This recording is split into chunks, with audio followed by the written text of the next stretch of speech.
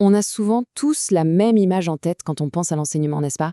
Une personne debout devant un tableau qui transmet simplement des faits à des élèves. Eh bien, en réalité, c'est beaucoup, beaucoup plus complexe que ça. C'est une véritable architecture. Dans cette analyse, on va déconstruire ensemble le document fondamental qui définit ce que c'est vraiment d'être enseignant à la moderne. Et comme on va le voir, l'acte d'éduquer dépasse largement la simple répétition d'informations. C'est un métier aux multiples facettes qui demande une expertise absolument remarquable. Pour comprendre tout ça sans s'y perdre, on va diviser notre exploration en 4 grandes étapes. Premièrement, les fondations du métier. Deuxièmement, l'action et la classe. Troisièmement, au cœur de l'élève. Et pour finir, l'écosystème et l'avenir. Commençons tout de suite par la première partie, les fondations du métier, ou comment construire la base.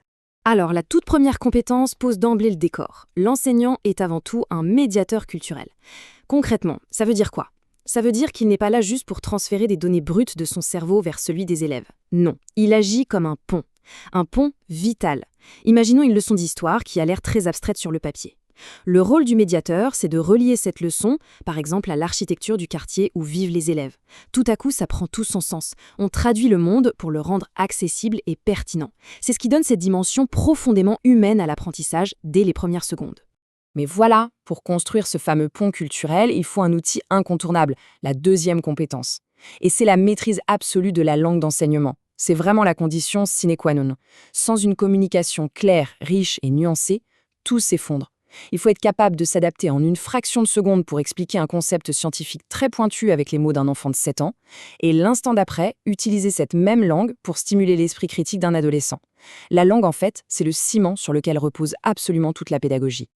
Passons à notre deuxième grande étape, l'action et la classe, cet environnement si dynamique. Enseigner, ce n'est surtout pas de l'improvisation.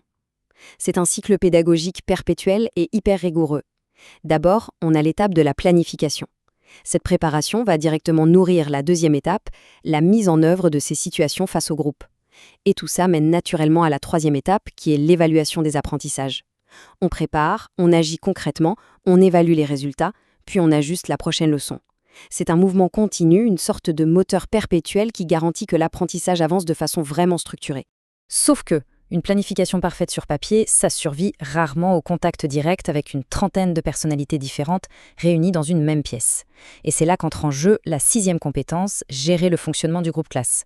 C'est la véritable force invisible du métier. C'est un peu comme diriger un orchestre symphonique où chaque musicien déciderait soudainement de jouer une partition différente. Gérer finement les interactions, les rythmes, capter l'attention en temps réel, c'est ce qui permet au cycle pédagogique dont on vient de parler de tourner sans accroc. On arrive à notre troisième partie, au cœur de l'élève, la dimension humaine. Et là, le contraste est frappant. Pendant très longtemps, on a eu cette idée de la classe monolithique. On traitait chaque cerveau exactement de la même manière, avec une approche unique pour tout le monde. C'est complètement obsolète. Les compétences 7 et 8 viennent briser ce moule. Elles exigent d'adopter l'hétérogénéité des élèves. On reconnaît enfin que chaque parcours cognitif est unique. Et à ça s'ajoute une dimension magnifique et honnêtement trop souvent négligée, soutenir le plaisir d'apprendre. Le but, c'est d'ancrer l'éducation dans une expérience tellement positive que l'obligation se transforme en pure curiosité. Ce qui nous amène à notre 4e et dernière partie, l'écosystème et l'avenir, la vision macro. Cet écosystème élargi, c'est en fait toute la partie immergée de l'iceberg, le travail de l'éducateur bien au-delà des 4 murs de la salle de classe. On parle de 5 compétences cruciales ici. D'abord, s'impliquer dans l'équipe école et collaborer avec les familles. C'est ce qui crée une vraie alliance éducative pour le succès de l'élève. Ensuite, s'engager dans la formation continue, parce que le monde change à une vitesse folle. D'ailleurs, mobiliser le numérique, ce n'est plus du tout une option. C'est le langage fondamental de notre époque. Et enfin, la compétence qui chapeaute et guide toutes les autres, agir selon des principes éthiques stricts. C'est la boussole morale indispensable de la profession. 13. Il faut vraiment s'arrêter un instant pour réaliser l'ampleur de ce nombre. 13 compétences. Ce ne sont pas juste de vagues suggestions.